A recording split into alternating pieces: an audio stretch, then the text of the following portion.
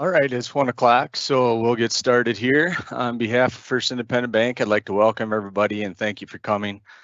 With the high price of inputs and the amount of money invested in farming today in general, we feel it's important to have a good marketing plan. So hopefully from the meeting today, you'll gather a few points that will help you with that. Throughout the presentation, if you've got questions, there's a question and answer box at the top of the screen that you can use to put those in.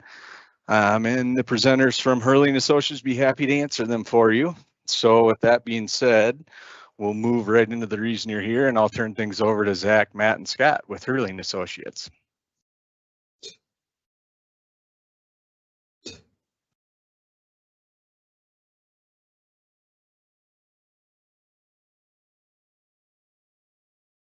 Can you guys see my screen? I'm not able to see it. Okay, perfect. Yep. Perfect. Well, my name is Zach Fisher. So we're all three of us here out of the Brookings office. I'll have everyone introduce themselves, but I'm from Marshall, Minnesota. We have a farm just west of Marshall on Highway 19 there. Went to school at South Dakota State University for agronomy and ag business. Afterwards, I took an internship with Hurley and Associates. Really liked how they structured things, marketing, and their plan of attack on how to market and treat the operation like a business. So that's kind of how I got started here at Hurley and Associates, and I'll let Matt take over from here. Awesome. So yeah, afternoon, everyone. My name is Matt Kunith, farm marketing consultant, originally from the Fulda, Minnesota area. So grew up on a corn soybean operation there. Parents and brother, the ones doing the day-to-day at the current moment. Been with Hurley, started off as an intern back in summer of 2017, and now 5 years within the Brookings office, dealing with folks throughout eastern South Dakota and southwest Minnesota. My name is Scott Vandenberg, originally from the Platte-Korsk area of south central South Dakota. Also an SDSU grad, go Jackrabbits. Big day for us yesterday, so we're pretty happy about that for sure. But started out of college, actually worked with Cargill, moved out east for 3-4 years, came back to the South Dakota area, was in the lending industry for close to 19 years. And while I was doing that, I was helping my family on the farm there between right between Korska and Platte there in South Dakota. Been with Hurley coming up on 2 years right now. And again, kind of going back, Zach said, found out about Hurley when I was on the lending side of it and the production side of it, and just really appreciate the way we look at the marketing side of it. So I'm looking forward to today's meeting.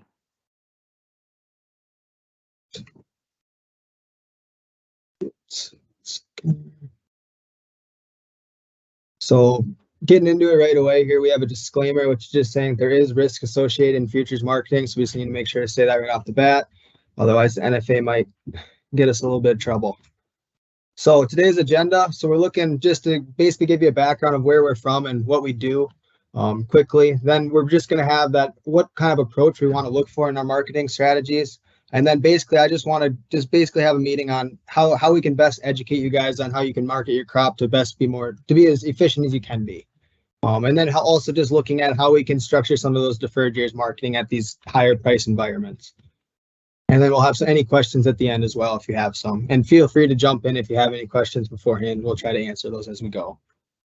So Hurley team, so out of our office, it's in the Brookings office is our biggest one. We got 20 consultants here, 10 support team members, and then we also have about 90 teammates around the whole entire, from all the way up in North Dakota, all the way down to Texas. We have people working. So our headquarters is actually in Missouri, there, and that's where it was founded by Ida Hurley. Our mission statement is to help our clients achieve economic stability while maintaining the dignity and value of the family farm. So we're just trying to help out the family farm and make sure that we can use the same tools that, even the biggest operations or merchandisers are using on their operations that we can deliver for the farmers as well. A history here, we were founded in 1976 from Ida Hurley. So she was a bookkeeper for some producers. We kind of realized that they were probably not marketing the crop as efficiently as they should be. So she started working with them, and then the company took off from there. 1988, Hurley Associates was developed, and we're using the same tools that large grain companies are using to help market their crop. And then today, doing the same exact thing, helping a lot of different producers with a lot of different row crops, anywhere from cotton all the way over just to basic corn and beans. To hit on there, Zach, so from a history standpoint, the neat part pointing back to when Ida started was it was her goal was to help people. So she had a little niche there where she was working for a grain co-op and then also doing some bookkeeping services. So she was able to see the opportunities that were present for both. One obviously had a staff that was able to take advantage of it. The other that were owner operators and doing everything on a daily basis. So it took her doing it, seeing it there for 10, 12 years, helping a lot of people in the meantime. But then in 1988 was really when we started to say, how can we, as the Hurley family, turn this into a business model? And from that, it's grown to the 90 plus people that you see around the Midwest here today. So how it works with us and our clients that we work with is we can make sure to figure out, okay, what is the information that we need to market their crop, because every operation is so much different that it makes a huge difference on how we market it. We analyze that information. We make a personalized market plan for them, communicate it, and I think the biggest thing of all this is just the execution piece. There's so much emotion and tied to getting things marketed that it sometimes helps just to have a plan in place that can actually help execute the plan and not just wait and see what happens. So that's kind of what we do on a day-to-day basis all the way to a year-to-year and further out into those deferred years like we're going to talk about later. So what we'll not cover today, so we're not going to cover what Russia's going to do. We're not going to cover what the market's going to do tomorrow. We're going to have an idea of what's happening around globally, but at the end of the day, we can't control where markets are. Otherwise, we wouldn't even be working here, right? So if we knew that, we'd be sitting pretty good. But what we want to know and focus on is what we do know today. What is the farm's financials? What does the farm need to be successful? What are these prices that need to make money for the operation? So I'll let Matt get into this question. Perfect. So like Zach kind of mentioned, if we're saying that we aren't going to focus on a lot of the headline things, the topics that you hear about when you turn on the news, when you listen to the radio, well, if we're not using those to form decisions, then what are we going to do for the marketing strategy? So we boil it down to simplify it and understanding what is marketing. So at its core, marketing can be defined as securing revenue. So for us to be able to say marketing has nothing to do with price prediction, marketing as its core is simply us securing revenue. So for us to say we want to secure revenue, it's understanding, well, what it comes alongside that. The revenue is only one side of the ledger, expenses are the other. So combining those two to define that now as marketing is securing revenue. Zach, you want to click ahead?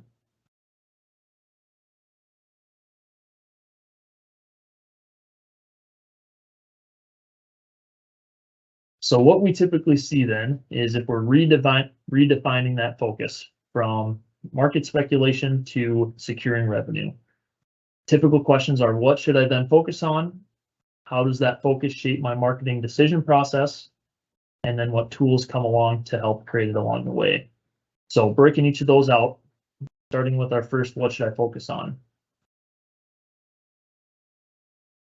What we'll typically define is there's two strategies for making decisions out there currently.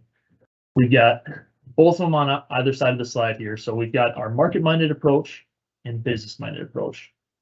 Starting on the left-hand side, in the market-minded approach, it is like what you think. The markets are the ones that are controlling what decisions are made for the farming operation. So when presented with the two, we've got the business on one side, the markets on the other.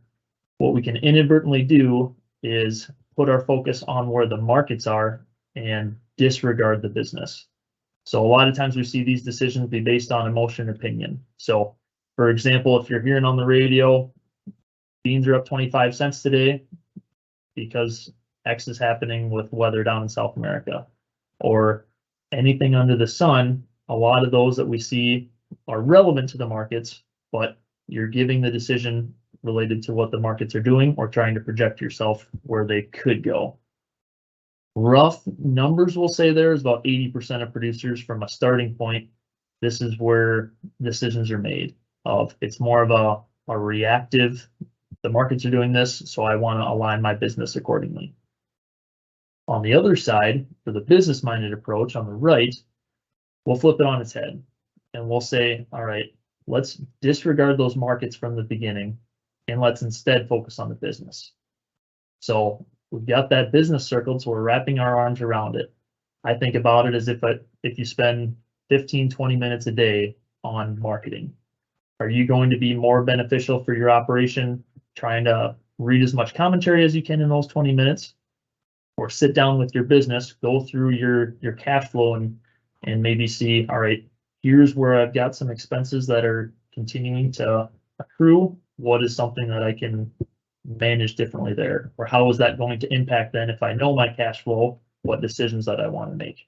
Cash flow timing is a big one we'll get into more in depth to come. So understanding more about the business and taking it down to make decisions on the markets.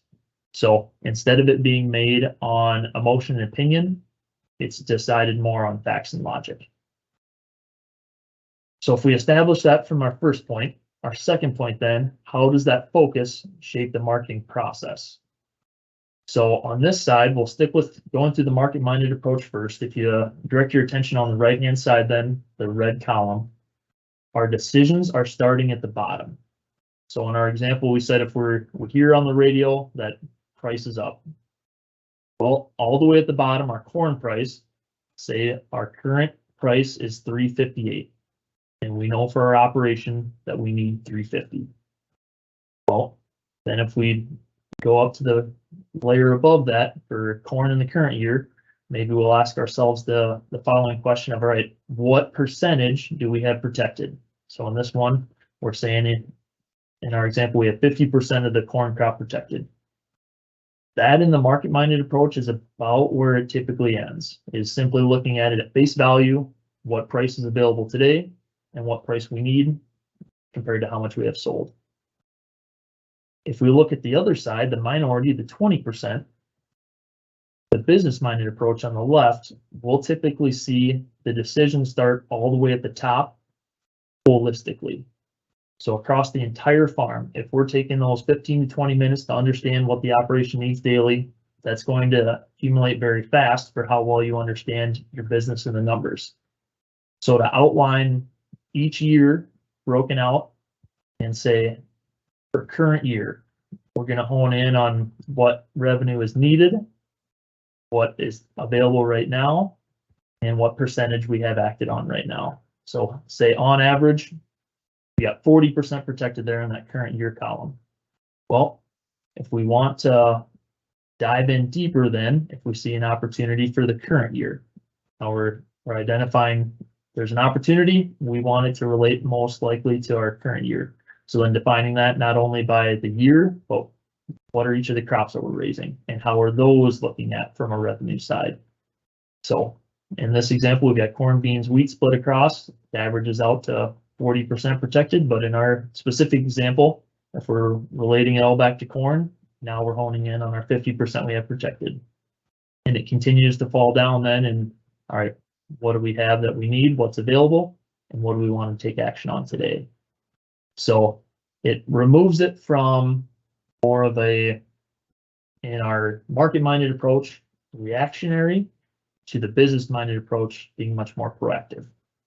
So what we see along the way is within the business-minded approach, it helps relieve a lot of that emotional decision that's made with it. Because instead of us viewing something that's happening in the marketplace that improves our corn price as corn's up, what should we do? We're turning it and saying, here's what we need for the operation. If we get an opportunity to secure that revenue, where along this path does it make sense? And it just so happens that in this scenario, corn is providing us with that opportunity today. Third question then, defining it, is then what tools are available to execute the market plan. So if we're moving away from us being more of a reactionary in the market-minded and more towards a business mindset, now it allows us to take action and utilize some of the tools that are available. So this is going to include, and we'll go into some more detail on some of these, but your tools that are available at the elevator. So your hedge to arrives, your basis onlys, your forward sales, cash sales, some of those more common ones. And then even going along the lines of, all right, if you have your own hedge account, how do some of those tools work? So you might be able to protect your bottom side, but still allow you to keep upside open. So many different ways, rabbit holes that you can go through there. The big thing is understanding that there's going to be signs in the operation that would lead us to say one direction makes sense one way or another. So we'll go into some of those examples and talk through a lot in the meantime. Lastly, then, from an outcome standpoint, like I had alluded to, if we typically see the more business-minded approach from those 3 tiers up top, from a financial, emotional, relational standpoint, there's just more consistency. Instead of the adverse of the market-minded approach, where there's high moments of euphoria where heard on the radio prices were up, got some bushels sold, the next day prices fall, and I feel really good about what I did. Instead, that business-minded approach, we might sell a portion of that day when it makes sense, but we know for the business, there's going to continue to be bushels out there that we want to manage. So in the long term, the business-minded approach in that minority continues to see more consistency there. One thing to mention with those numbers, so if we have, say there's 20 some of us on the call right now, 80% and 20%, so 16 out of the 20 are going to be market-minded, because typically what we see is that's what sells right now. It is more exciting, it's more sexy to say these are the things that are going on in the market, versus the minority, the 4 out of the 20 might be more business-minded. And there's moments where people can be between the two. Obviously, when we're dealing with markets, there's a lot of emotion that can come in when we see them move, especially as volatile as they have been in recent history. But knowing that there's no set, because you're market-minded, you're forever market-minded, or because you're business-minded, you're forever business-minded. So it is truly coming down to being that best practice, where if you're incorporating a solid decision, a solid market plan that allows you to be business-minded, it seems like that success carries out. So I think Scott's going to walk us through then some of our financials, then starting to create that plan.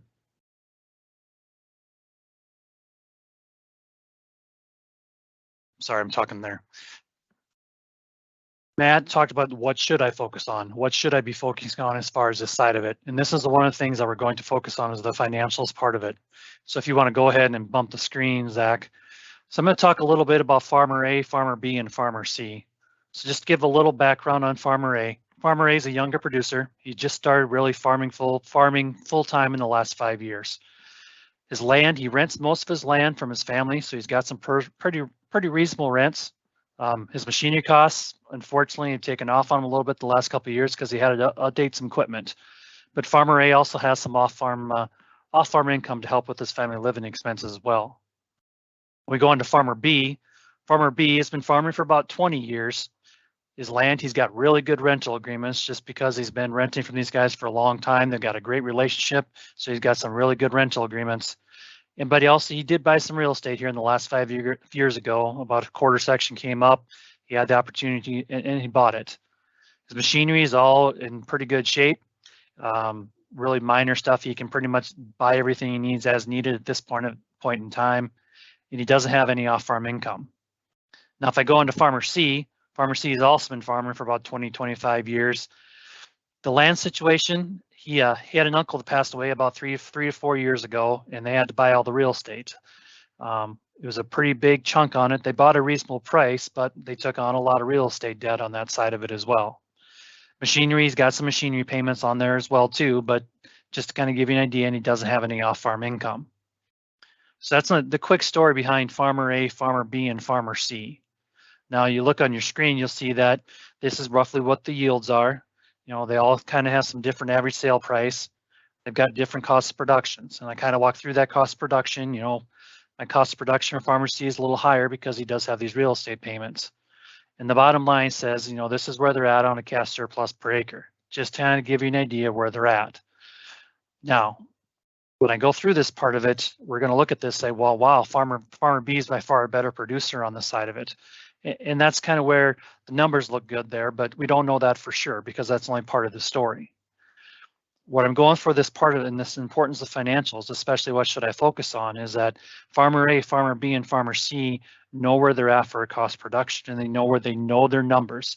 They spent their time knowing exactly where their numbers are at. So that's what they're focusing on. They're focusing on their financials and they're focusing on this numbers. Now, the second part of this is what you don't see on this side of it is that every operation is different. And the operating needs, cash flow needs, the timing of the needs for farmer A, farmer B, and farmer C are going to be different. And that's where, you know, farmer C, with some additional debt that he took on in this real estate in the last 3 to 5 years, his needs are going to be different. And that's kind of what we're focusing on, these two things. So what are we focusing on? We're focused on the financials of farmer A, farmer B, and farmer C, but we're also focused on those individuals of what's going on in their operation. So we're looking at something to focus on. That's what we're focusing on, the importance of financials and how each individual person's financials are different. So I'll let you go ahead and bump the screen, Zach. So when we start going through cost of production, this is where we're spending most of our time. So our grain cost of production, and we'll go through a cattle one next as well. We're looking at all these input side of it. This is this cost, it's our cash rent, our fertilizer, our chemical, all that stuff that you're buying on every year to put the crop in the ground. The next side is the debt payments. I talked a little bit about land debt. You know, that's something that goes with this cost of production. Maybe they put up a new building or a new grain bin site. That's where the building side of it comes up. But this is where that term debt, the principal payments go on this debt side of it. And the last one is the goals. What is our destination? What is our definition of success for this operation? Is that profit per acre?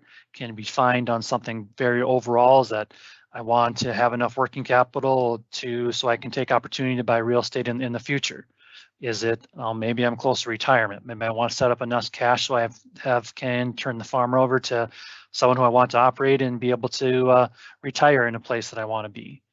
Those goals are different, just like every producer's different. These goals are going to be different as well. So these three things with our inputs, our debt, and our goals is what we're looking at to make these decisions on the financial part of it. Now, if you bump the screen, Zach, just to the bottom part here.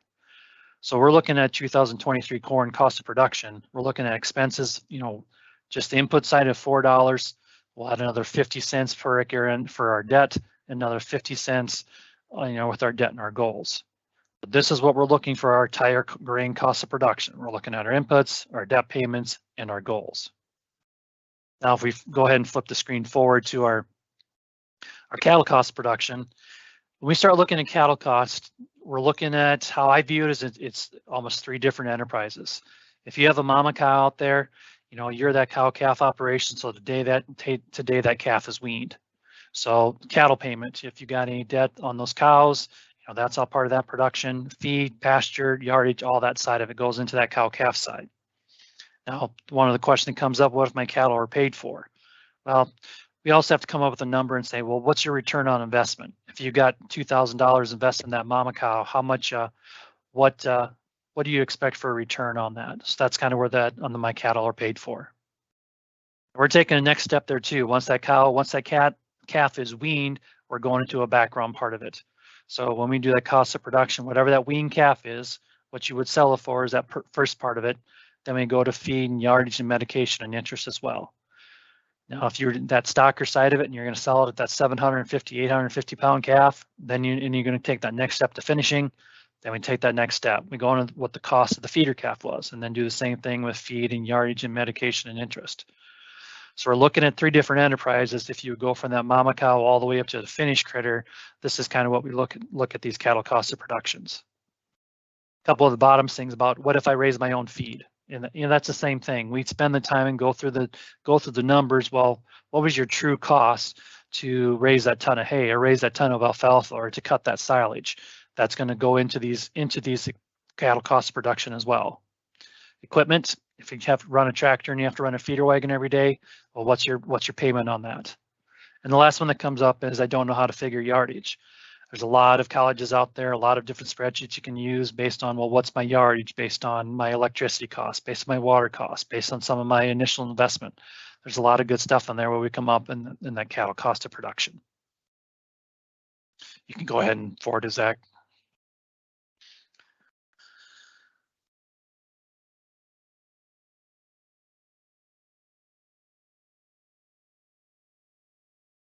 We can't hear you, Zach.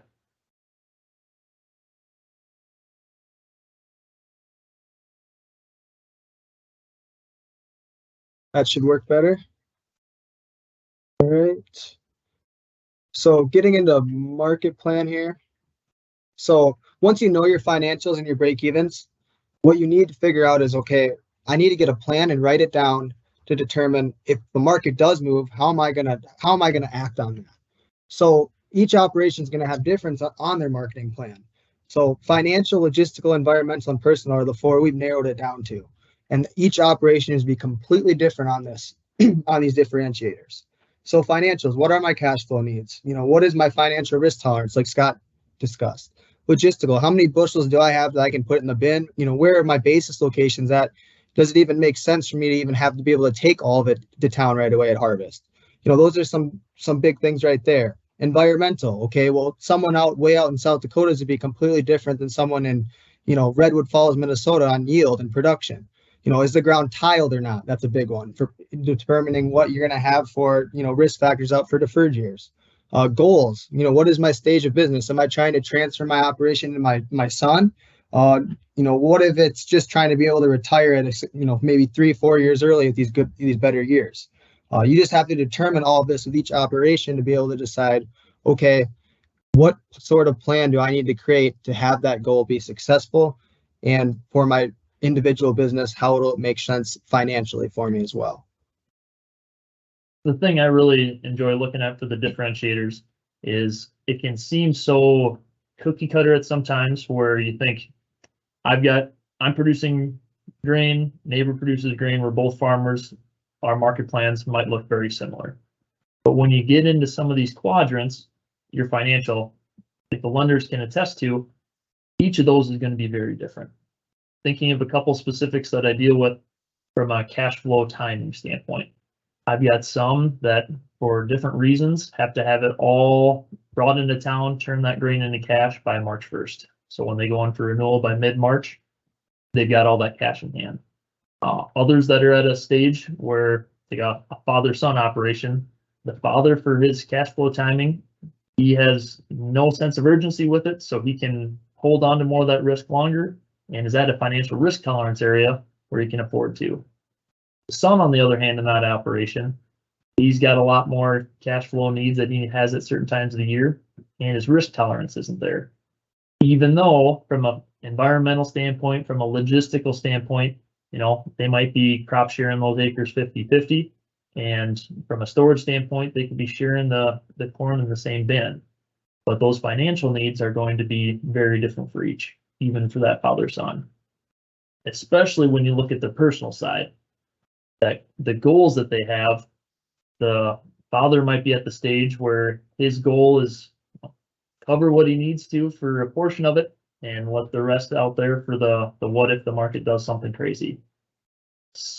He's at a stage where this one specifically has all the equipment paid for, has majority of the land paid for, just some payments that are going to continue to be out there, but his cost of production is very low. Son, on the other hand, knows coming into the operation, he wants to be able to do like his dad, but that equipment line that dad's been running for 20 years without updating anything, that's probably going to fall on him to have more of those upgrades in place. His stage in the business is maybe this one specifically has a full-time job off farm, so he's able to subsidize what he needs from a family living that way, but knows that in the future, when dad no longer has the desire to help out in the day-to-day, that's going to fall on his shoulders. So their market plans, although they're covering the same crops, they're the same people in the combine and planter, their market plans can look very different for those reasons. So just a couple examples of how these differentiators are truly unique to each operation.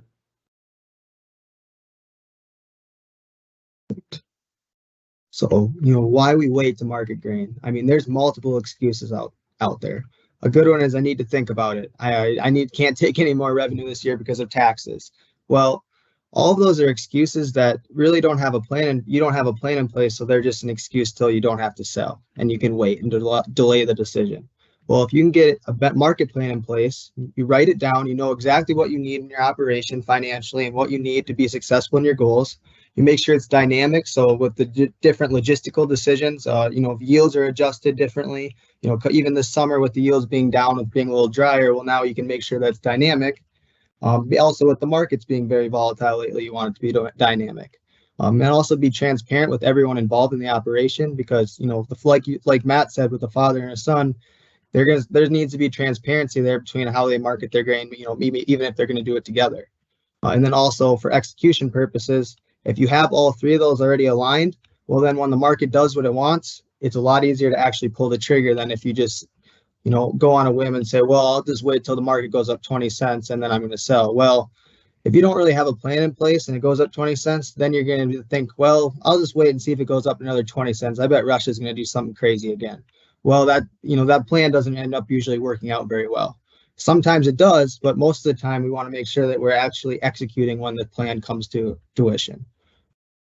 To dive deeper on one of those, Zach, Yep. One misperception that I see a lot is if you think of a market plan, that it's stagnant, that what you put together on January 1st, you have to hold yourself to all the way to November 1st when you've got a lot more knowns. And that's where the dynamic piece comes into play. It's not dynamic in the sense of we outlined 3 targets that we were happy with Jan 1. By June 1, there's planting concerns because it's too wet, and now we're seeing the market rally, that we have our first target hit and then we cancel the next 2. That's not what we're saying by dynamic. The dynamic portion is making adjustments based on the knowns that are accrued throughout the year. So our knowledge of the 2023 crop right now is very little. It's going to continue to grow as we get further and further in the calendar. So if we were to sit down and put together a plan for the 23 crop, maybe we've got to start on some right now, and we've got a plan for targets that we're patient on in the future. Well, when we revisit that throughout the year, based on spring planting, based on early rainfall, emergence, all of those things that take place in the growing season, we're going to continue to take that into consideration for our crop. If we see a great rain on, say, late July, we get a couple-inch slow soaker that everything for a corn crop looks fantastic, maybe that's the point where we need to say, yes, there's potential with all these volatile things going on in the marketplace, but do we want to secure more of that revenue? Like we touched on to begin with, marketing is simply securing that revenue. If we're seeing a strong correlation for our crop progress, do we want to take more of those unknowns now that we're becoming more knowns off the table and manage that risk accordingly? So that's one where it is neat to see how a market plan that you create January 9th today could look very different when you revisit it on June 9th.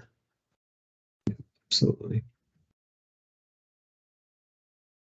I'm going to talk a little bit about what we know today, kind of coming off that about a couple slides ago about I don't know what my expenses are going to be. So I kind of want to walk through that a little bit about what do we know today, or what could we know today about our 2023 crop. So I'm just going to go through the fertilizer purchase. Some people have made this decision to purchase fertilizer. That becomes a known that we can potentially put on our cash flow. Seed cost. Most people probably wrote some checks for seed cost or have a good idea where the value is going to be at. Cash rent commitments. Most people know where their cash rent's going to be. Most people at this particular time also know where their land payments are going to be as well. Machinery costs, and then also APH values. So as we're going through this process, and I'm looking at 2023 about what percentage of my expenses do I honestly know, this is kind of what we're going through and how we're asking this question. So I'll let you go ahead and bump it ahead, Zach. So what do we know today? So this is a rough estimate of putting together a cash flow. We've got our cash rent, our chemicals, and all the stuff on there that we looked on that part of it. Now, if we look at these items that we say, what do we know today? and we're saying, well, we know cash rent, we have a good idea where our custom hire is going to be, we know our family living, we know where our interest payments are going to be at, we know our principal payments are going to be at, and we look at that and say, well, okay, let's slide that off to what we know. The other side of it, let's say we probably don't know our complete chemical plan yet, or we don't know what we're going to run into this growing season, so potentially that could be an unknown. We probably spend some of our money on fertilizer, but maybe we don't have all our needs booked, and maybe we don't know our 100% needs until maybe we do some side dressing and once we get the crop in or a little later as well. Fuel and oil is a big unknown right now, and then some of our insurance as well. But if we start looking at this part of it, and that's where you look off to the left and the right about as of what we know today, or even what we could know today, we're saying that we could plus or minus, we're going to know about 60 to 65% of our knowns today as of January 9th, compared to about 37% of our unknowns. So this is where we're looking at this process saying, okay, so right now, as of this date, I could potentially have 63% of what I'm going to invest in my crop already spent, or the checks could already be written.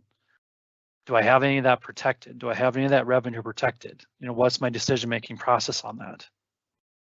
On the unknown side of it too, we got 37%, and this is what Matt was talking about earlier as far as the dynamic market plan. And I'll let you flip the screen forward, Zach. So this is a dynamic part of a market plan. So we said we have some of those unknowns out there as far as chemicals and fertilizer. So if today's January 9th and we get to the end of March, well, by the end of March, we have a good idea where our crop insurance or guarantees are going to be at.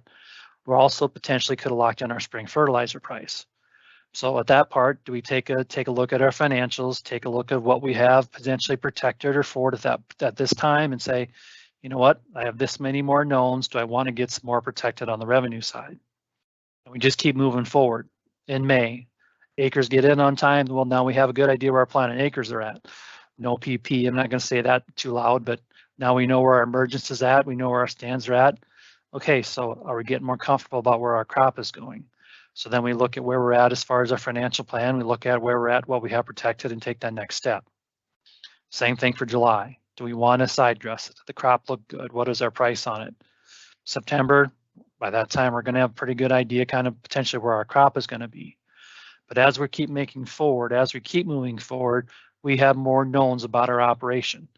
So as we have more knowns, as we have more idea where that bottom line is going to be and where that side's going to be, this is where we're going to, do we want to take some action? And this is kind of the decision process saying we go through our financials, we know where our differentiators are as far as what's important to my operation, what I can do, what I can't do. And as we walk through the future, we continue to make these decisions. I'll go ahead and bump the screen.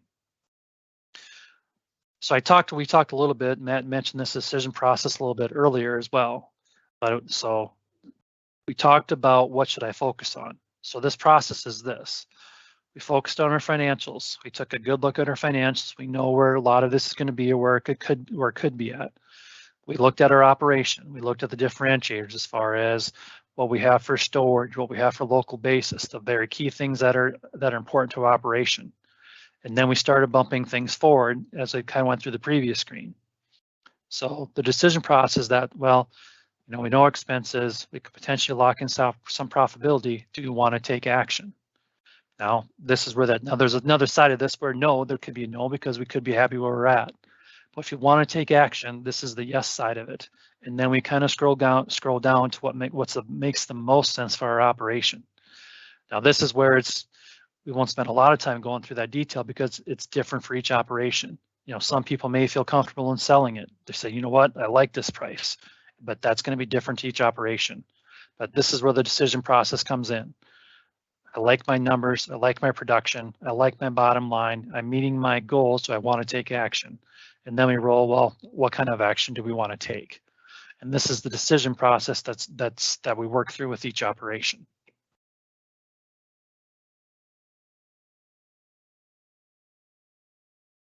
So we've talked up to this point about a lot of theoretical, kind of how we view things as a big picture. We got into some of the details there, understanding more of the financial side, and now to dive in a little bit more on a specific for the hedging side. So like Scott's slide just showed in the decision process, when we're looking at the decisions of Do we want to take action? Yes. There's many different routes that we can go.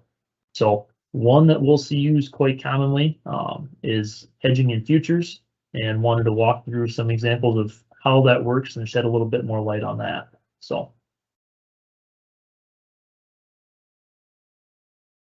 to start off, there's always, it seems like, a few myths surrounding the idea of using a futures account. So futures account, hedge account, brokerage account, many terms they can go by. So we'll address some, but this is a good spot if anybody has questions to throw them in there, or remember them for later on too. So some that we'll see for myths are the idea that people go broke paying margin. So to dive into that one a little bit deeper, if we're truly hedging, when you hedge grain, the margin gets paid back. So what that means is it might be where money's going into the hedge account, but knowing that, like we say there, from a factual standpoint, it gets paid back, we realize that in the cash market. So we'll walk through some examples of how margin is actually not a bad thing. It's simply when we lock in a price in our futures account, it's locked in and we realize those dollars back. Or in the other route, if we lock in a price and the market falls, we still get a gain then in our hedge account. So how the relationship of those two work. Second myth that we'll get is margin's a bad thing.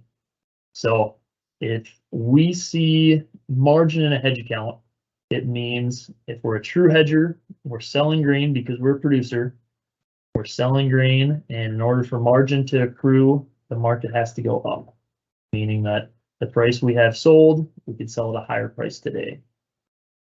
The reality is, for margin, that means that the bottom line is increasing.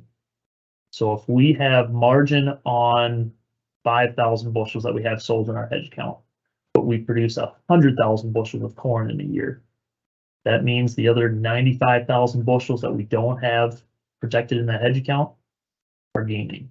So the operations bottom line, if you were to update your cash flow on that given day, would be increasing. So we'll walk through some examples of how those work together. There's a lot of areas here within the futures account that can seem backwards. Third one then that we have on the myth side is hedging is an expense. So the thought that if we're hedging and it costs us X amount of dollars, those dollars are a cash outflow that we're never going to see back, and we need to produce more bushels to offset. When in reality, hedging is often just more cost effective.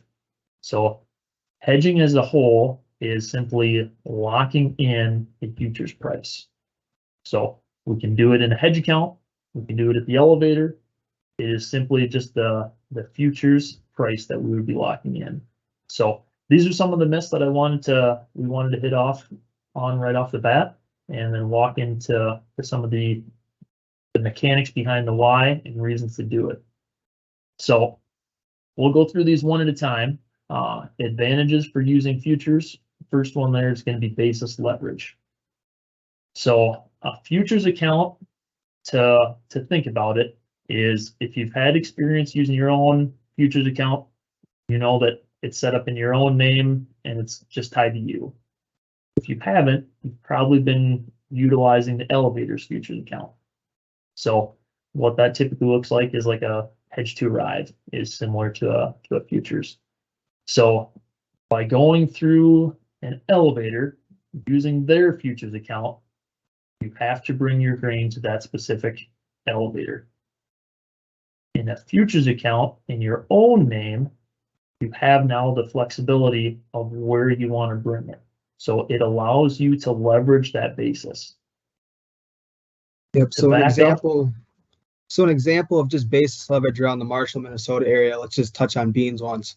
So if you use your hedge account, instead of using a cash sale, say at harvest, or say you put the beans in the bin because it works logistically better for you, but you want to make a cash sale because it makes sense for the operation, and you go to ADM, right?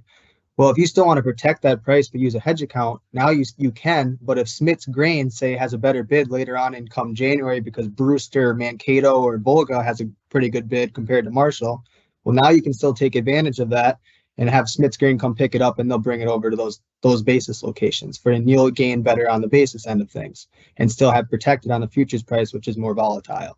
So if you can separate out your basis and then your futures, well, now you have way more leverage as a marketer. And if you can use your hedge account, now you have the leverage of where too, which is even even bigger advantage for basis leverage alone.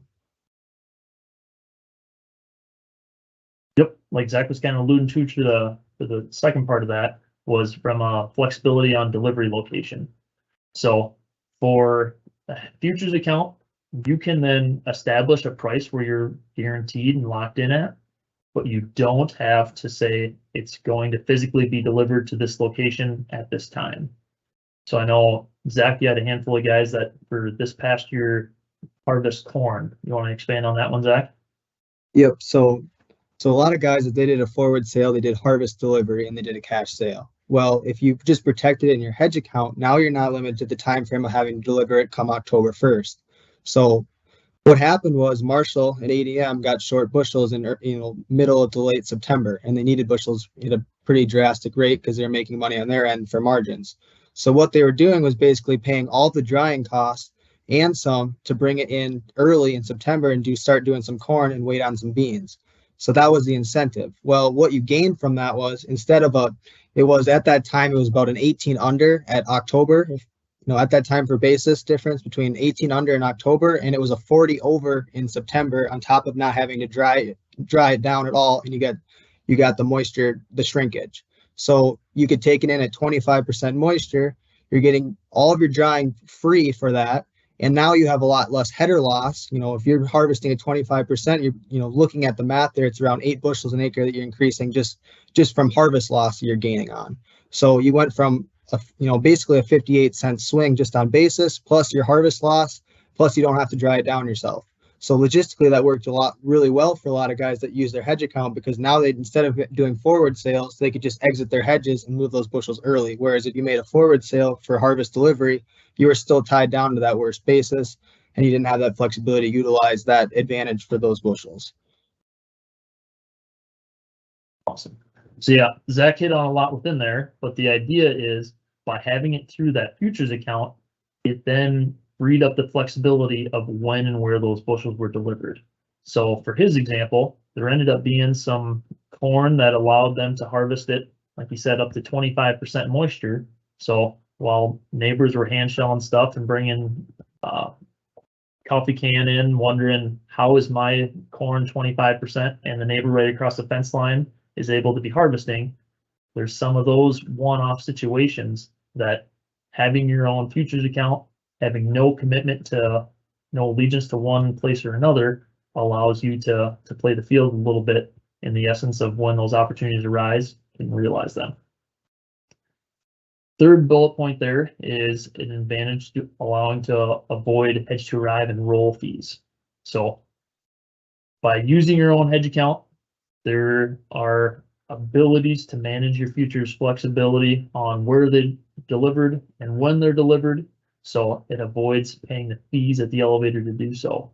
So some of those at the elevator will have limitations on when you can do a hedge to arrive, when you can roll. Like it notes there, some don't allow you to roll those out in advance. So what that would mean is take a scenario where right now you're enticed by harvest price for 2023 corn, but typically you've got bushels that have to go to town and harvest because from a production standpoint, you simply can't store everything. Well, I've lived through experiences in that same scenario, assuming a normal year, and take 2019, for example, when we had prevent plant, and all of a sudden those hundreds of acres that were expected to go for corn ended up being planted as beans simply because they couldn't get in, didn't want to run the risk without having it insured. So all of a sudden we had corn that we planned on delivering at harvest because we would never typically have the storage for, to now we end up having more than enough storage, but dealing with some of those logistical things then, because if they already have those bushels price committed to a specific elevator that might not let us store them and deliver at a later date, all of a sudden you're having to make runs into town when you'd much rather prefer using your own setup in your own yard, keeping everything turning faster. So that's one other advantage. There's fees, but then there's flexibility within there. And then the last one is just acknowledging the default of the co-op or the end user. So just acknowledging that there is the risk of committing bushels to a location, having those delivered, and not getting paid.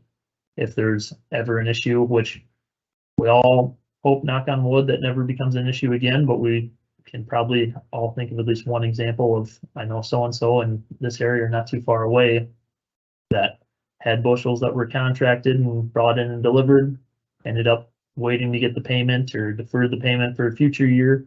And in those instances, as much as we want to say from a legal standpoint, we'll get paid, from a producer standpoint, they fall pretty low on the list. So from what I've seen myself in the 5 years that I've been with Hurley, thankfully haven't lived through any of those directly. I know other consultants have. So those are another part of that, Matt, is coming off the last super cycle, we're looking at end users. So when corn was higher, when it was at $6 or $7, people would forward contract to these end users, get them at really good prices, make good decisions about their operation. But they would forward contract to a place where they feel comfortable, whether that's 10% or 30%. Well, unfortunately, the market dropped and this end user went bankrupt. So these customers thought they had these really good sales at $6.50 or $7 cash. They did not honor, the end user didn't honor them because they went bankrupt and the market dropped. And so instead of having these $6.50 and $7 sales, they had $3.50 or $3 sales as well. So it's just another thing to look at that end user about some of the risks that you take. You have to make sure they're financially strong too.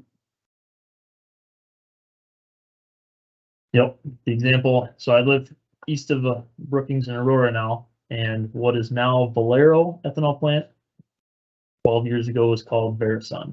So there's reasons why some of those locations, if there's any risk on the back end, can end up impacting the bottom line very significantly. Or like you mentioned there, Scott, even the idea that you had X price protected, even for future years, don't have that guarantee that you have that protection in place.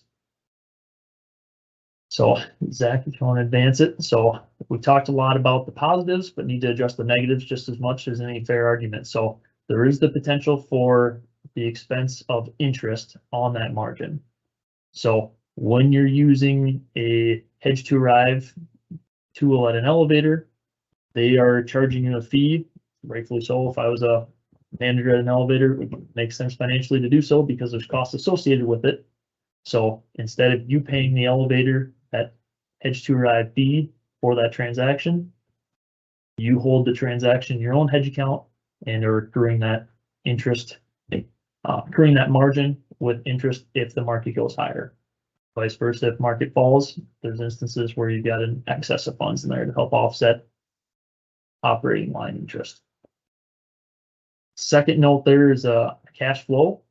So if we do have that money borrowed, these last couple of years have been some of the extremes of when the market has chosen to rally and rally fast, how might that impact the cash flow needs? So for a majority of the clients we deal with for that reason, they've got a hedge line of credit set up.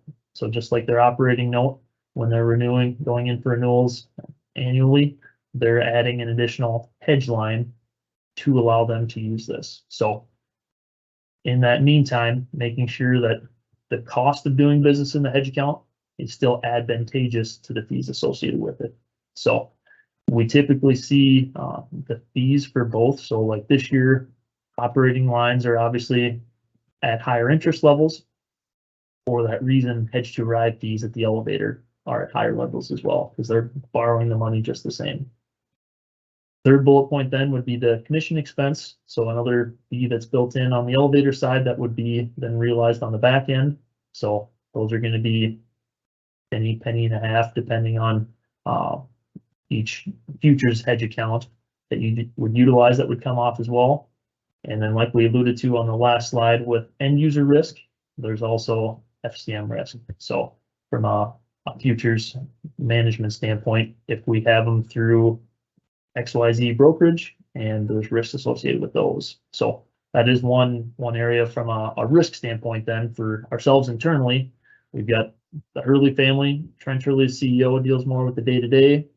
David Hurley's president, and he deals more on the risk standpoint for that. So a lot of the farmers we work with utilize the tools that are available in the hedge account, not all, but most.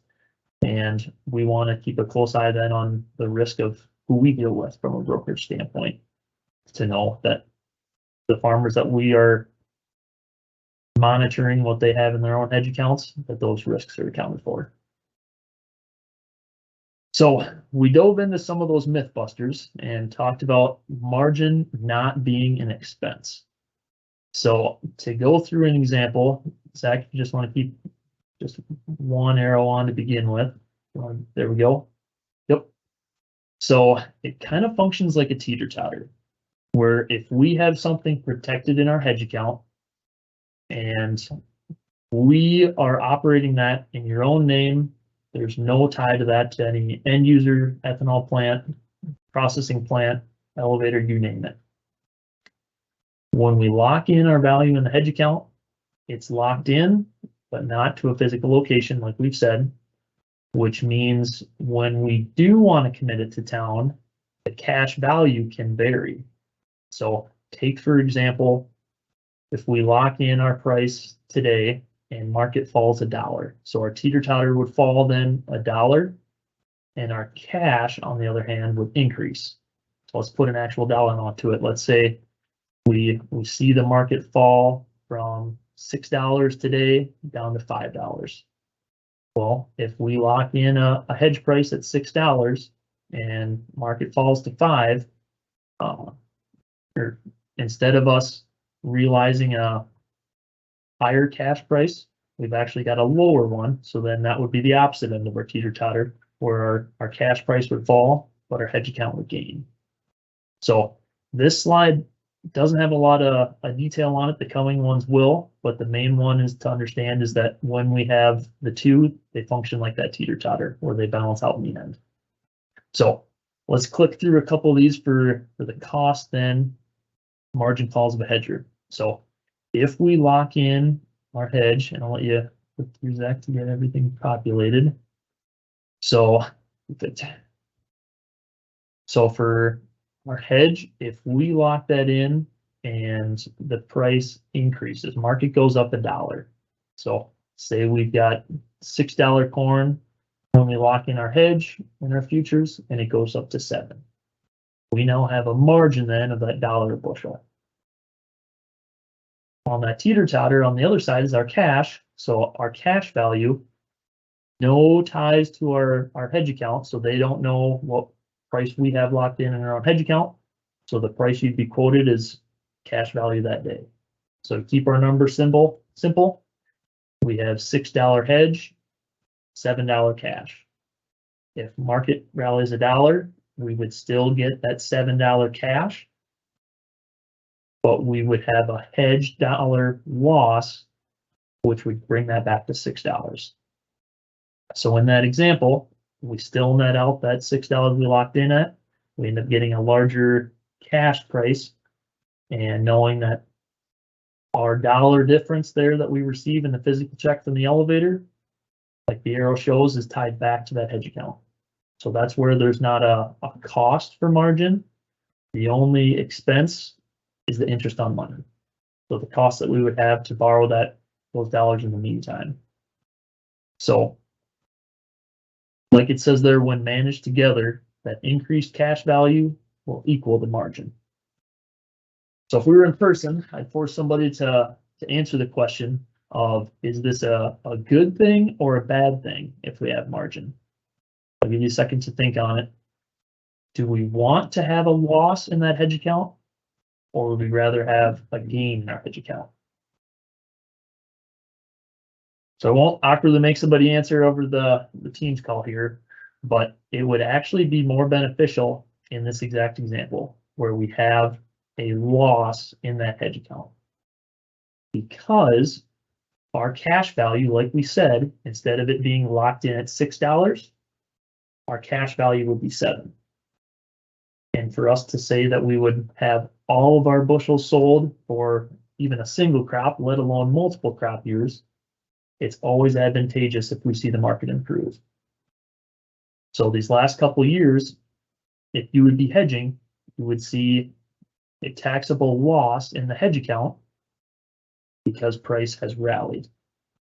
Or vice versa, when I started back in 2017, it was consistently a hedge gain, because if we were locking in levels prior to harvest and offsetting them when we brought them to town, well, the great prices of $375 cash ended up falling to $325 cash at harvest. So it functions both ways, but the more beneficial is when we have those hedged losses, because the farm as a whole is better off. The last note that this applies to then is if we're saying it's better that we borrow money, how does that actually pencil out? So in our example here, where the market goes from $6 to $7, put this in at 6% interest over 6 months. So this is us assuming we sell $6 corn on May 1st, and we deliver $7 cash price corn on November 1st. So if we borrowed that dollar at 6% over those 6 months, it ends up being about 3 cents a bushel of interest. So we know that we get that full dollar back that we just walked through on that teeter-totter. Our only true expense is interest, less those commissions and fees that would be associated with it. So when we look at that 3 cents a bushel of interest, think of that similar to a hedge to arrive fee that is posted. So we'll go through a detail here next of how a hedge to arrive then compares to a hedge. But this is an example of if we use a hedge account, keep a hedge on, how that dollar comes back, or whatever the money amount could be. And remember just the why behind why we want to use a hedge in the first place again is because now you protect that revenue that you want to protect. You like the price, but now you still have all of that leverage of basis and where you want to go with those bushels and timing it. You have that all flexible to you as a producer. Otherwise, you have all of that committed to somebody, or you leave it open and markets can fall and you just lost that gain that you saw and you're maybe in that market plan or whatever else. So utilizing a hedge, you still have all the flexibility of where, when, and how, but you can protect that price throughout. And it's still cheaper than an HDA. So for example, just touching on that quick, it's 5 cents now for 23 for an HDA fee at ADM. Well, if it's, say the market goes up $1 for 6 months and it's 3 cents of cost for us as on interest. Now, if the market falls, well, now you're saving that interest. Well, if you use an HDA fee, which Matt will talk about here in a second, they're not going to give you that money until you actually deliver those bushels. So that's just another thing too to consider of why we want to use a hedge account.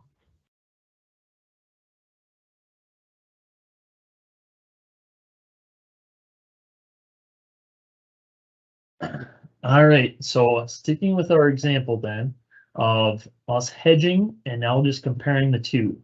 So like Zach said, our hedge, the main difference is some of those key points, the reasons why, the flexibility that it offers.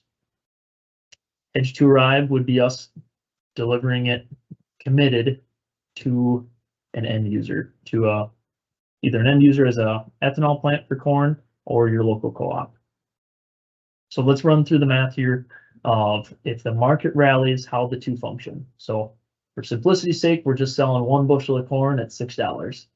So if the market rises to $6.25, I can keep clicking through, Zach, then that would be a 25 cents of margin that would be accrued. Say it continues to rally to $7. Now we've got another 75 cents. So again, if it moves up to 7 and we have it locked in, hedged at 6, there's a $1 difference. So we're running through and saying that in the final center column there in the red, grain is delivered while market is at $7. So here's our example on the hedge side that we've walked through where you still receive that check for $7, but we know that we've got that $6 hedge locked in. So our net futures price on the right is still that $6 to begin with, less any of those fees that would be associated with margin. So for our example, we said it'd be 3 cents of interest. On the left-hand side, kind of the benchmark that we're comparing ourselves to is what if we do a hedge to arrive instead? It is more simple. It is a feature that the elevator offers for its ease. And for that ease, there's typically a fee. So if we were to choose to do this hedge to arrive at $6 at the elevator, there's no transfer of margin between, if the market goes from $6.25 up to $7, they're not going to be calling you saying we need to deposit a dollar in for this bushel. But when we get to the bottom, even though the cash price is $7, your overrun on contract would be priced at $7, you still get your check for $6. So on the bottom, we see that net futures price both be the same. Our main consideration then from a cost standpoint is only the fees, and then understanding that the flexibility that come with the two. One other perception though is this hedge account, our right-hand side, we see that transfer margin as the farmer with our name on that hedge account. If we go on the left-hand column of the hedge to arrive, the elevator sees that. So the function is still there, the margin is still accrued, but you're not liable for making up that market difference. The elevator is, the ethanol plant is that you commit those bushels to. So for that reason, for that service they provide, that's why there's a fee associated with it. So the route that we'll go is more often than not, maintaining the flexibility of having it in our own hedge account allows us not only the advantages we walked through, but from a cost standpoint are both very similar and in most cases more advantageous to do it in our own hedge account. And as just a story to add with that too. Now they're merchandisers, right? So if you use an HTA, now all of a sudden those bushels that you have are merchandised. So they don't have an incentive at a later date to give you a basis push because those bushels are already accounted for them as a merchandiser. Now, if you use a hedge account, you still have all the leverage on those bushels because they don't have them yet. They're not merchandised. So if you can get a push, one example is through Canby Farmers and Canby there. Someone used an HTA and another producer used a hedge. Well, the guy that used the HTA had to use the posted bid, whereas the guy that used his hedge account with unmerchandised bushels yet got a 5-cent push. So just by able to keep those bushels hedged and not merchandised through the elevator, you had an advantage to get a basis push as well. Those are the unique opportunities where the thought process might be, if I use a hedge account, I need to be in an area where there's multiple delivery points that I can always choose from. In reality, I've got individuals that always bring soybeans, are an easy example, always bring their soybeans to this location at harvest because they don't have storage for them and it's the closest place. That's just where they're going to go to keep up the pace of harvest. Well, we used the hedge account last year on a majority of their soybeans. Previous years had just done hedge derives because they were warming up to the idea of margin.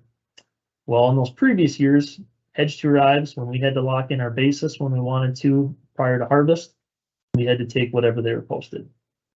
This last year, though, since we had everything in the hedge account, called them up and said, hey, we've got X amount of bushels that we'd like to commit for harvest delivery.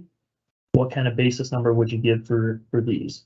So she ended up saying, let me talk to the manager and figure out what we could do. So in that one-off instance, that improved 5 cents just by locking all those in at once, because it's an ease for them of one single phone call, and they know that they're securing a large chunk of bushels.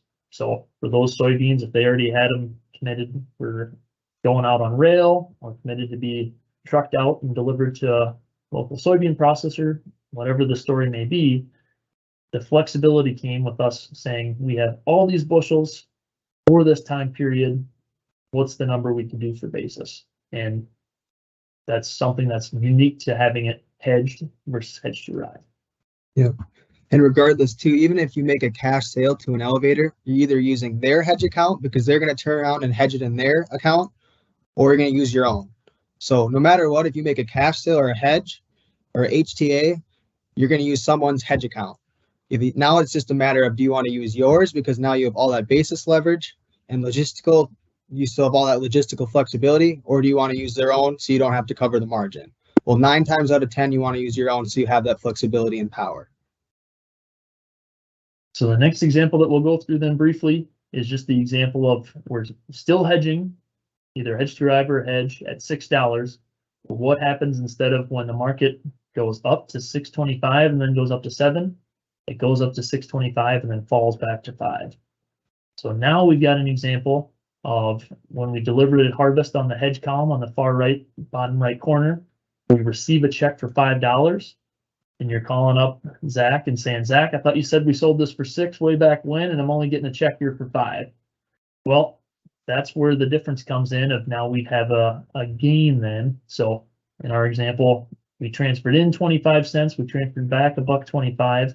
So we'd have a net of $1 difference then. I'll give you a click of one more, Zach, that we'll still end up with our net futures price of $6.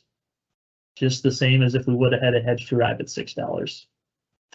One key difference that I like to point out though, is just like we walked through the cost of margin as an interest expense, there's also instances where if we have this market falling, you now have that dollar sent back to you as an advance before those bushels are even there. So there are opportunities. When I started in 2017 for those 17 through 19, it was kind of this scenario where if we locked in a price at a certain date and market fell, now we ended up minimizing what we had borrowed on our operating for some of those dollars because we had kind of that cash advance, if you want to think of it that way, on some of those bushels. So now we're just going to get to return to storage and how elevators utilize the bins that they have on their facilities to make a return, just like you can for the bins you have on your operation. So what are we looking for? So if you hedge grain, we're looking for carry, which is just the difference in a futures price between a different month, and then that basis appreciation like we've talked about before. And that's exactly what the elevators are doing too, to make a return on the bushels that you sell to them. They don't care if it's $3 corn or $7 corns. They're just looking for that spread difference, which is called carry, and then that basis gain for them. Now, if you leave it open in the bin, well, now you're just hoping that, markets keep going up, and when you do decide to sell it, that you're going to make some more money. Well, what if markets go down and you put it in the bin? That bin didn't really give you much of a return then, did it? And if you want the upside, you can do that in your hedge account and get the money earlier and save on some of that interest yourself. So when you look at a bin site, you want to make sure that you're looking for carry and you're using it for basis and basis only, because the future side, if you want upside, you can do that in your account, and it's a lot easier on the logistical side too, trust me.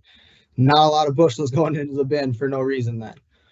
So once we get into this, first, I just want to go through, okay, what is the difference between futures and basis on how they get impacted? So futures is global, right? Ukraine, how much supply and demand globally. It's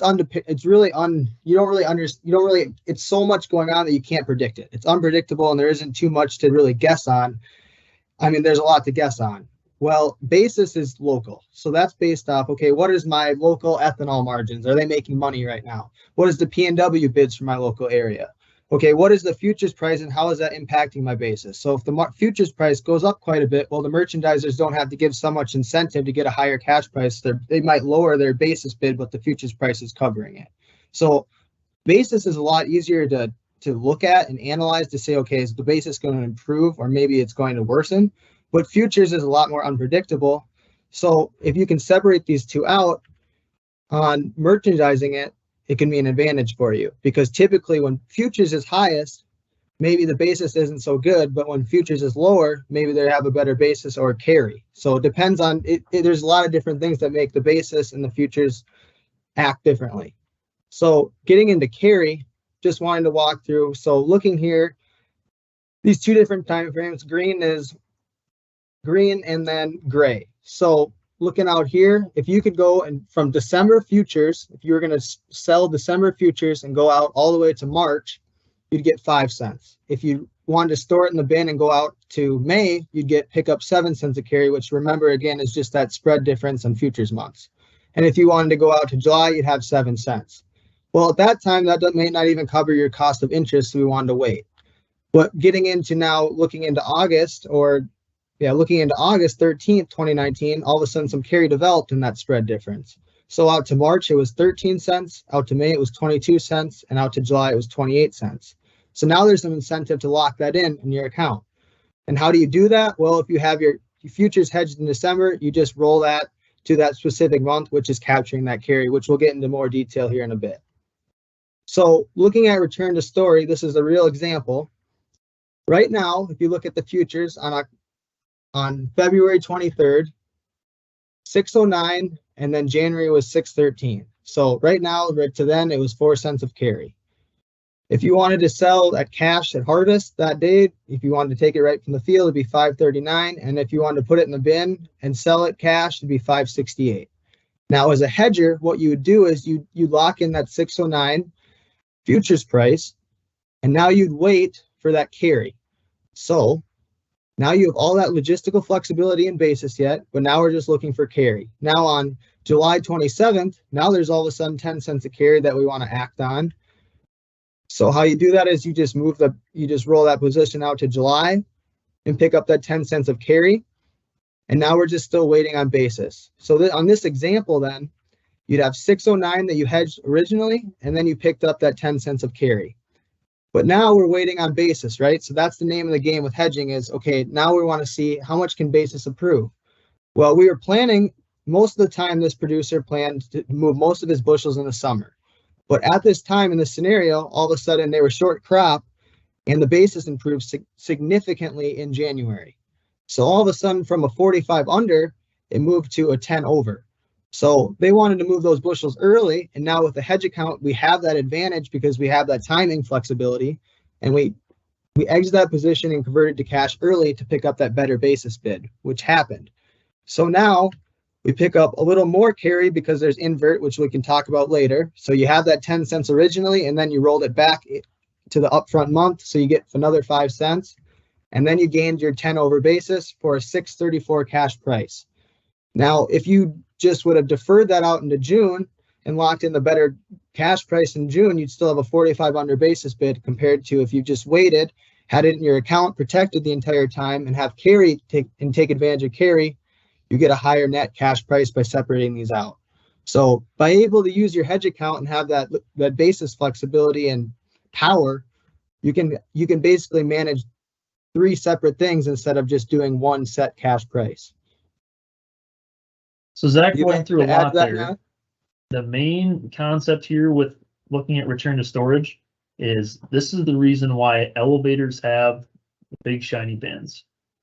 They've got merchandisers that are managing each of these 3 variables, futures, basis, and carry, and they're ensuring that as a return on investment tool, the grain bins are paying for themselves. So to put it in perspective, where I'm at in Southwest Minnesota, the #1 ROI that I typically pencil out for any farm operation is drain tile. The amount of tile that you can put in just to benefit yourself from a production standpoint typically pays for itself, #1. #2, most often than not, is grain bins for this exact reason. In these 3 steps, we locked in futures on February 23rd. So our only risk from February 23rd on was how carry in the market moves and how basis moves. So we were able to lock in the first risk, the global mover, as Zach just went through, the one that's going to be impacted most directly of dryness in Argentina or conflict right now in Russia and Ukraine. So we were able to lock that in early while still maintaining the flexibility for those futures and carry to develop. So this is a great return on investment. And then also one of the reasons why Hurley and Associates was started was Ida Hurley was seeing the opportunities that the elevator had. And as more farmers continue to grow more, add more storage on farm, farms can realize the same. A key distinction with storage is this mechanic right now, these mechanics between these 3 steps, there is no difference that you have as a farmer than that the elevator has as someplace that simply takes grain. So understanding that there is a difference when you go from producing your crop, that's unique to you. You own those acres, you rent those acres, you harvest that crop. Nobody else can do that. But from a return to storage standpoint, anyone who has physical storage and can hold on to grain, they can source it at harvest and realize some of the same opportunities. So it's just going from the concept of instead of us needing to physically produce it to add value, we can manage our return to storage by utilizing the grain bins the same way the elevator does. Yep, absolutely. Perfect. So now we're going to get into, okay, how do we use the software system that we've developed over the last year and a half to make decisions for operations? So I'll pull that up here quick.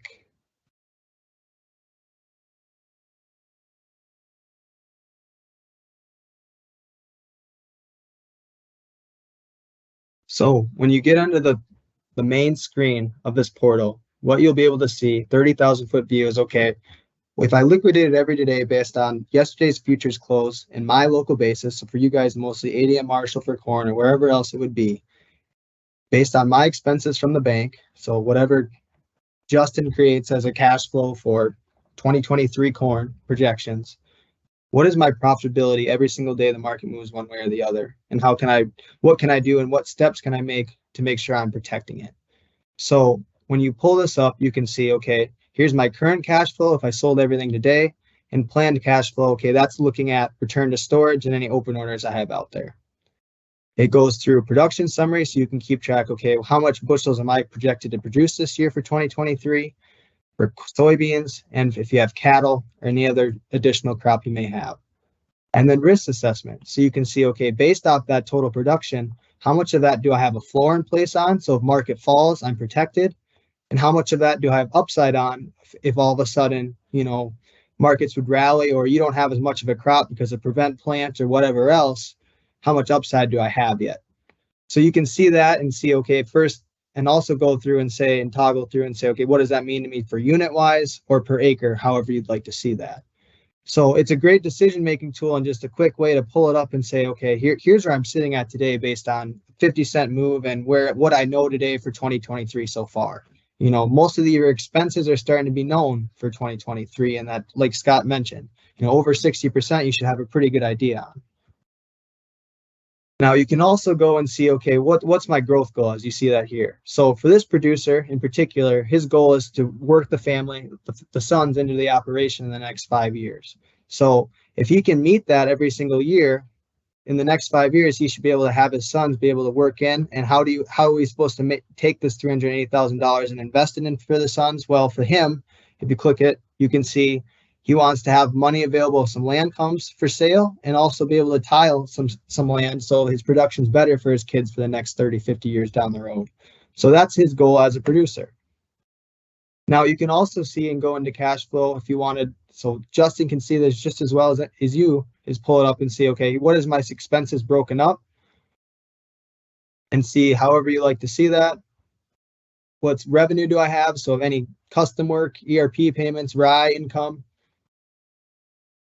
what's my debts, and then what's the goals and what's that mean to my bottom line.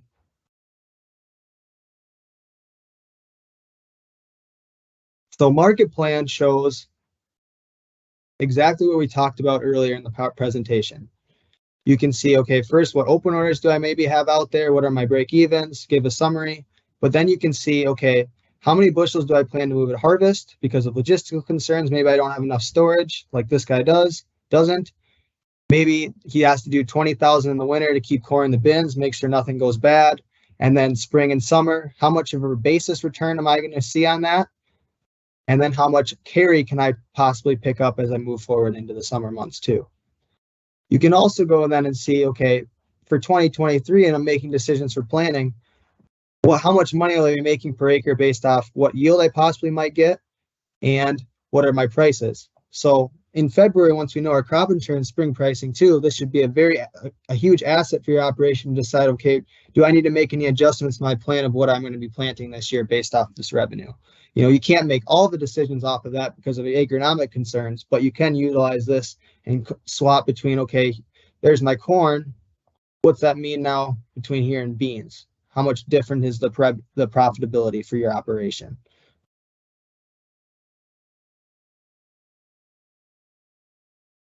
Now you can also see if there was any cash contracts out there for 2023. If you made early, you can see that above, or any futures and option positions that you currently have in place. That is quickly known, and you can see that. Now, 2022, for example, He sold some for cattle. He sold his cattle, and then he also offset all of his positions. Same thing you can see for corn, where he sold his corn to, and then what positions he had placed for that. Now, if we go to summary back for 2022, you can see, okay, here's how much money he made this year. He's sold all of his beans, corn, and cattle, so it mostly wrapped up. Now you can also go out and see, okay, what does my operation look like out into 2024 based off, my current cash flow, and maybe if you want to add in a couple more, increase the fertilizer and those inputs because you think it might go up from then on and be conservative. What's that mean right now based off 24's futures price? And you can see, okay, there's quite a bit of money to be made in 24. Maybe we should start protecting that, which this farmer has, being 9% floored on corn and 8% on beans. He doesn't want to get too crazy yet because he might, maybe he doesn't own all of the land. So he just wants to have a start, but he wants to keep continually securing revenue as we go through the years and the market offers opportunity.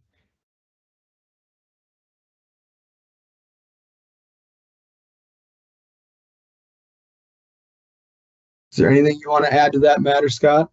I was going to say so for us, a busy time right now is times when producers aren't as busy. So I've been meeting with a lot of guys, clients over the number of years now, going through what are some changes that they're looking at possibly for the future. So I was on farm with a guy last Thursday, and we were running through, what if he ended up putting in a bid for another quarter of ground that's nearby? And he said, well, I'd like to get it for this number, but what if I paid all the way up to this number? So we're very easily able to plug and play and run a few scenarios of, okay, if we add these acres, how does it play across everything? So we've got some of these expenses entered in as our seed, chemical, fertilizer are variable ones that are going to increase as we adjust acres. And then we've got things like Zach walked through for debts. Obviously, those numbers aren't going to change. If we add another quarter ground, it would just allow us to spread it across a few more acres. So a lot of times the decisions can be made just looking at this main executive summary sheet. And he's actually one that looks at it more than almost anybody else. So he views it as this is his, if he's business-minded operator, this is his kind of status. Secretary of his operation would put this on his desk if he was the CEO, and he could quickly see at a glance where his operation sits at that day, and then also track from a different standpoint. Thursday, we've got a USDA report that comes out. So if we see the market move substantially, how does that impact the operation's bottom line, and how does it drive then future decisions?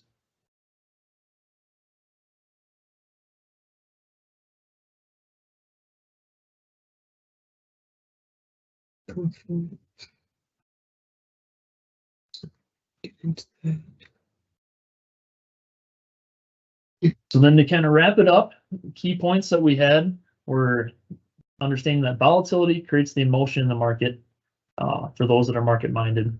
But if we're looking at it from a business minded standpoint, it's simply opportunity. Thursday's a great example. We've got a USDA report that is coming out. So instead of us taking the time this week to say, what information can we aggregate to understand where we think this report's going to go, to instead, what can we hone in on for the operation and kind of run a litmus test of if market goes up or if market goes down, that we're positioned according to where we want to be. So changing that volatility from it creating a hope or a fear to just viewing it simply as opportunity. Along those lines, second point, focusing on the things you can control. So understanding there's things that are out of our control, out of our ability to forecast. So understanding that if we can hone in on the year in and year out, tried and true processes and plans, control what we can control.